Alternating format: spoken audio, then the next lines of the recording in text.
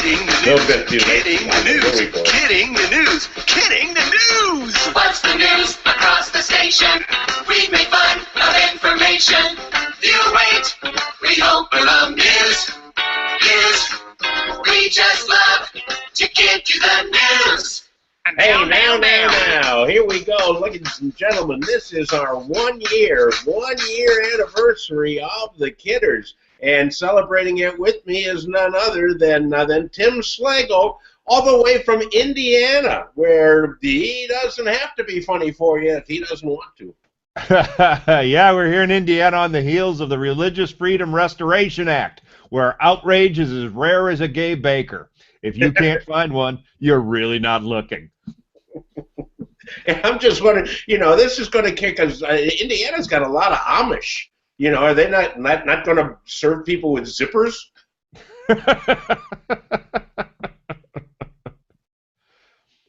Well, let me get rid of my. Everybody, make a wish. Here we. This is a special effect that you're going to send this around the world.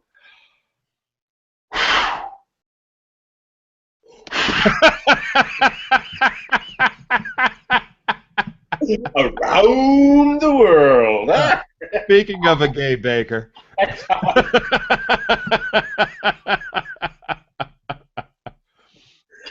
So, sad thing is, that's how I spent my morning practicing that. All right, we've got some stories for you folks because you're kind enough to watch this about the news you may not have heard of. The first thing happens to be coming to us out of Sweden.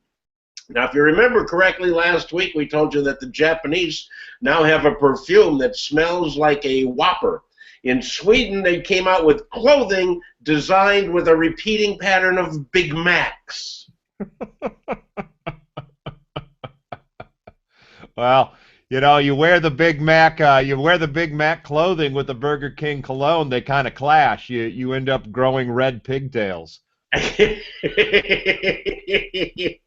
and really now, how do you answer when your wife's wearing the Burger King pants? Say, honey, do these pants make my butt look big? Well, nothing's hotter than nothing's. What? So the Big Macs are doing that all by themselves. You don't need to. Nothing's hotter than a pair of sesame seed buns.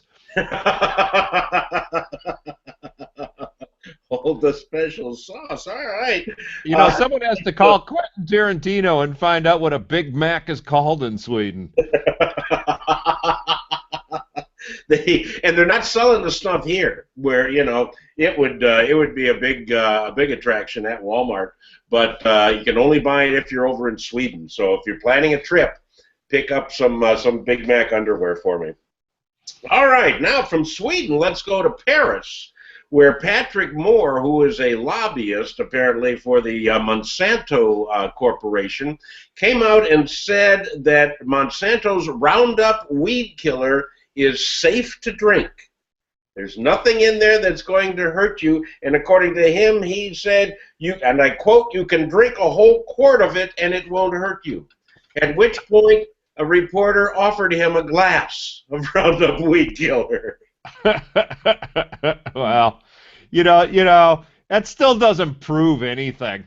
There are still a lot of things that are perfectly safe to drink that I wouldn't drink a glass of. Spit, duck's blood soup, wine coolers.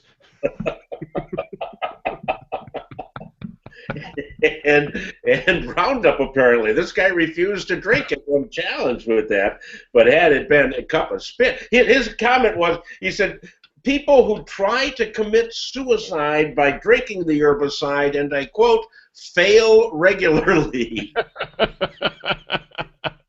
Oh, not only are you down in the dumps and you want to kill yourself, you're a loser too. You've also failed. So yeah, you're now perfectly healthy but completely bald.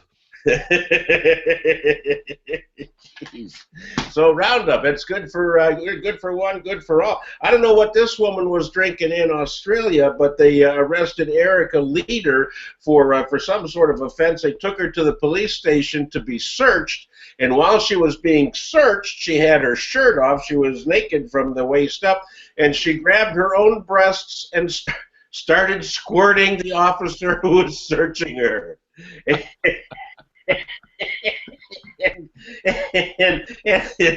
I'm thinking, this is exactly the reason why men don't have breasts. Because we'd be doing this at the restaurant. Hey, tummy. Hey, Well, apparently they're having a hard time figuring out what to charge her with. They're thinking either unlawful discharge or failure to bring cookies. Well, she'll have some wonderful memories to look back on. That would be so cool if you could do that, though. Hey, look over here. Hey, gotcha. And finally, we end up our round-the-world tour in Germany, where this has got to be the best job since Little Abner. And if you remember Little Abner, he had a job as a mattress tester. And the German social network is looking for a prostitute tester. Now wait, before the line forms, is what you do is you're like a food critic, except you're like a hooker critic, and you go to these different legal brothels, and you check them for, how they're doing, how's the customer service, how's the happy ending, stuff like that. Yeah, though, I can't believe they're only going to hire one. That means at tops they're going to be able to do about 300 reviews a year. Well, if you have juice in between, you can probably double that. You got to rest up and stuff. They have to have a full health certificate and the ability to speak French. So know where your audience is. But I don't know. You're going to see reviews now on like Zagat. I rate this 3.5 condoms. The girls are a little tacky, Okay. That's our closing story, huh? So that story, a hooker tester. What a great job. I mean, it's all right, let's see, line up, let's check your oil here.